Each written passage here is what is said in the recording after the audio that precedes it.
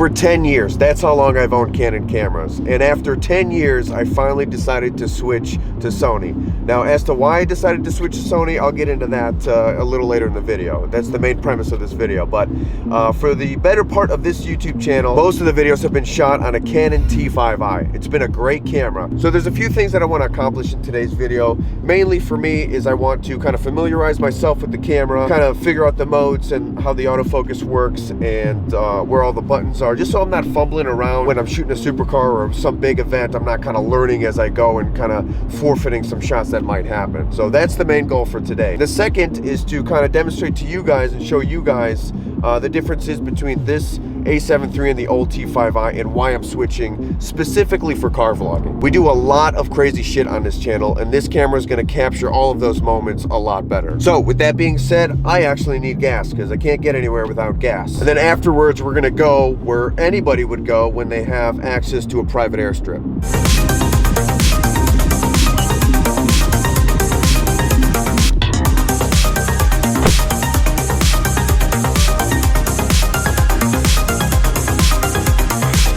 All right, we're good to go. What I'm gonna do is kind of set up. I'm gonna do some B-roll of my personal car.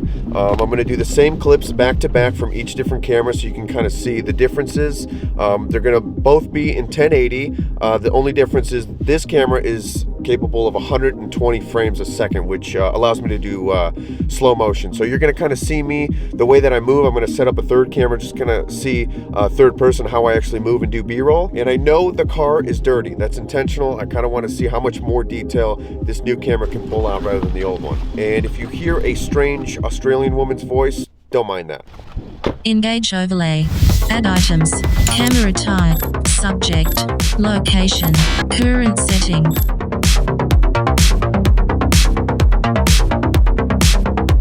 Playback speed 20%. Playback speed 100%.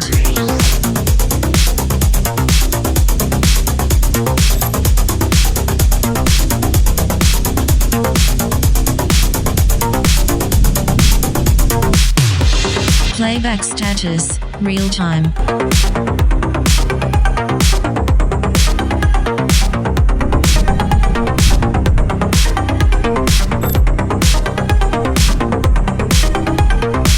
Playback status, real time.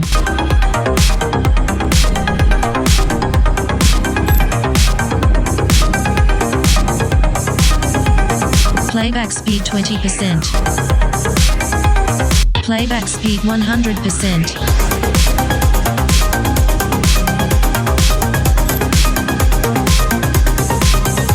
Playback speed 20%.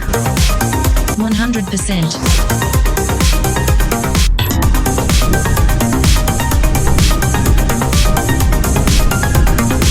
Playback status, real time.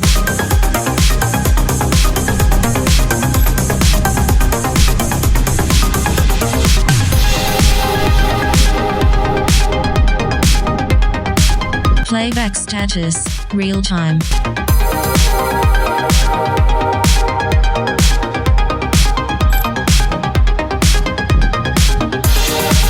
Playback speed 20%. 100%. It's very cold.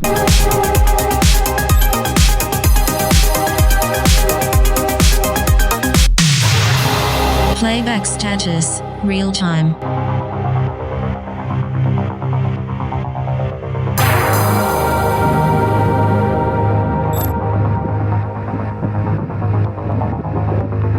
Playback speed 20%. 100%. Enhance facial appearance. Revert to normal scale. Playback status, real time. Playback speed 20%. Playback speed 100%.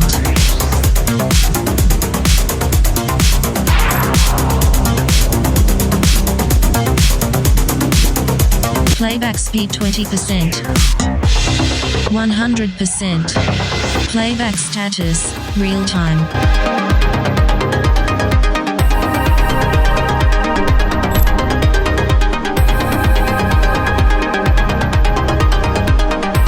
Playback status, real time. Playback speed 20%. A7 III automatic focus deemed superior.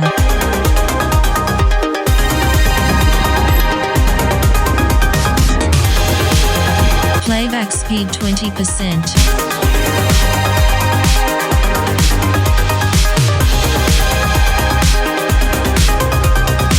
Playback status, real time.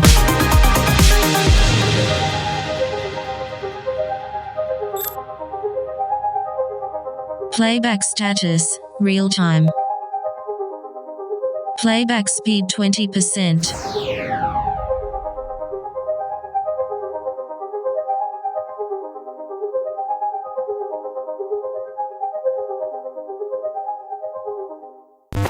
Alright, so as you can see in real time, the way that I move compared to the old camera to the new camera, with the old camera it's much slower. I have to kind of keep it kind of steady and move slowly, just because this thing is only capable of 24p, which means I can't slow it down. So I have to kind of compensate for the jitters and the movement slowly. Whereas with the new camera, because it does 120 frames per second, I can kind of fluid motion quickly and then slow it down in post. That way it's much more stable with one smooth action quickly rather than slowly compensating for no slow motion. So that's a huge upgrade from the Canon T5i to the A7 III. Yeah, so what else? Stabilization. Along with being able to slow it down in post and kind of minimize the jitters in my hands, the A7 III actually has in-body stabilization to go along with its lens, which is optically stabilized. Whereas the old Canon, only the lens is stabilized. So things are going to look much smoother on the new camera. Okay, what else? It's getting cold. Display features. Right. Okay, so the biggest downfall for me personally filming on the new camera is that the screen doesn't flip out like the old camera. So when I'm vlogging or turning the camera around to talk to it, I can actually see and frame myself up. Whereas the new camera only swivels this much, so it doesn't come out this way. This is all it does, so I can't really see when I'm talking to the camera and kind of frame myself. Now this isn't bothering me as much as I thought, only because when the screen's out like this, my eyes kind of gravitate towards the screen, whereas I've been trying to kind of improve looking directly into the lens.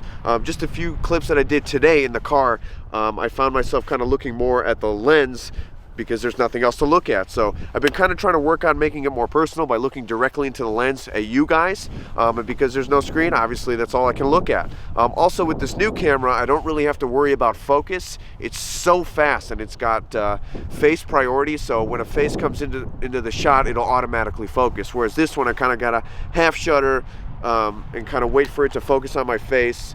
But with this one, I don't really have to worry about it. Another thing that the old camera has that the A7 III doesn't, this is so much lighter. So if you guys have seen previous videos, I kind of drive and take rollers at the same time. This thing is so easy to kind of whip out and quick draw when a car's flying by. This thing is like 1.5 times more heavy. So it's more difficult to kind of grab it from the passenger seat and kind of quick draw. I know that's like a petty thing, but like, when you're actually doing it, the extra weight does affect you. Also, to go back to the screen thing, when I'm driving and taking rollers, I can kind of flip out the screen like this and kind of have it perpendicular and frame my shot while I'm driving. Not advised.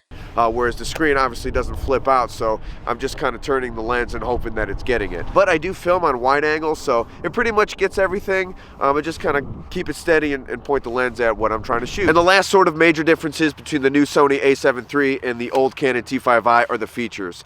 It's loaded with features, and every single button is customizable to whatever you want, whereas this one is not. And I understand it's not a fair comparison just because they're like 6-7 years apart, but for car vlogging, as you guys know, a big thing is sound, exhaust. There's a plethora of different types of exhaust. They sound different, they all generate different decibels. And the biggest problem I found with this old camera was that I couldn't adjust audio levels because I put it in full auto.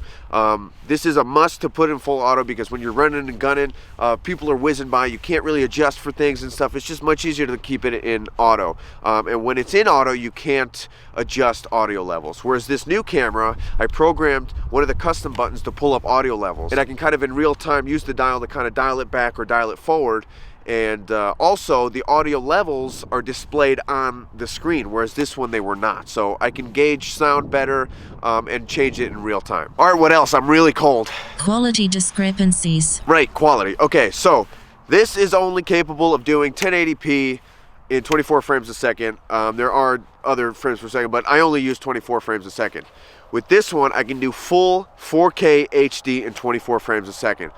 What does that mean? You all know what 4K means. Just higher res quality, high definition. I can scale in post and not lose any kind of information in terms of quality. It's just overall much better for a viewing experience. The downfall of 4K is that the files are absolutely enormous. So I'm probably gonna have to invest in a lot of storage if I do continue to do these vlogs in 4K. All right, am I missing anything? User interface. Dummy. Right, okay, so the Canon T5i is so much easier to use than the A7 III. You can just kind of stick it in auto. It does a great job with kind of exposing and stuff.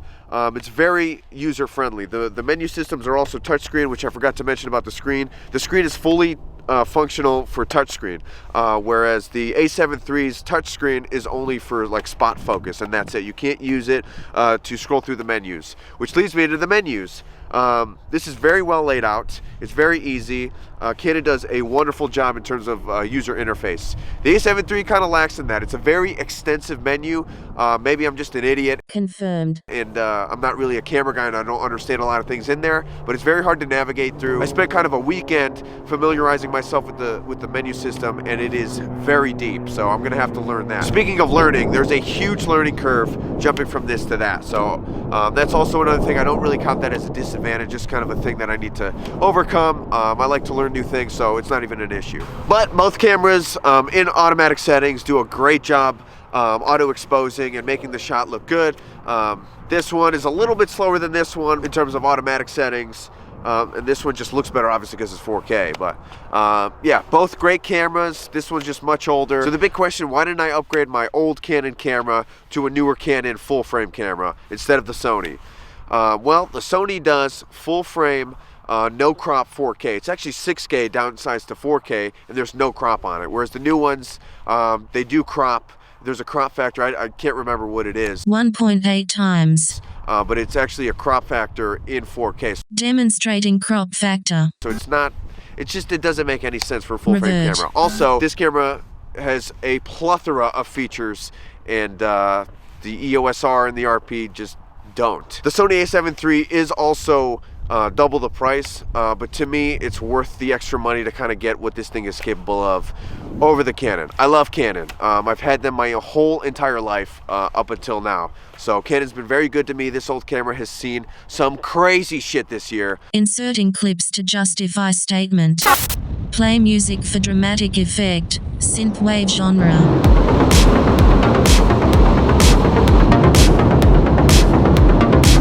Already? I mean, we just filled up a little bit. Right, yeah. So you're already on your consumer revenue. Okay. Alright, a half a second. Yeah, I know. It was at 4.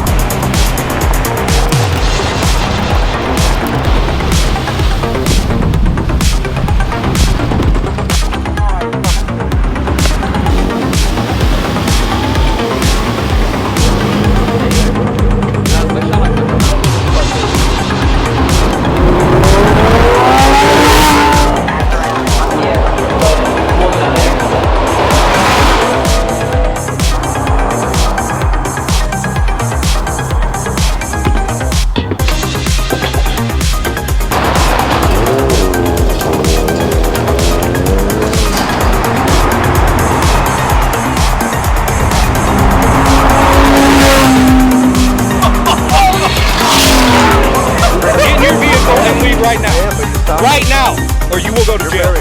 Right now.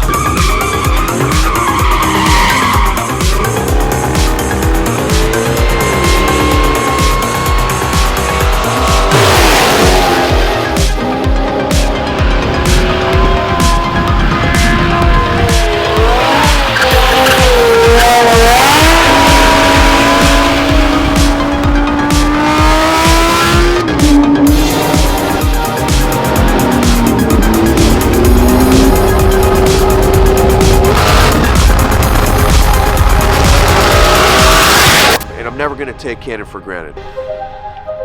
Also, the new camera comes with a badass assistant. Confirmed. So there you go. That's exactly why I switched from Canon to Sony. Canon's always going to have a special place in my heart. That old camera has opened up countless opportunities for me, and I've met some great people because of it. And to address the Australian woman's voice, it's kind of artificial real-time engaged intelligence, Karen for short. Also, it's a good thing that I practiced with this camera today because a buddy just bought a brand new supercar. Check this out. How cool is that? Find all the links to gear in description.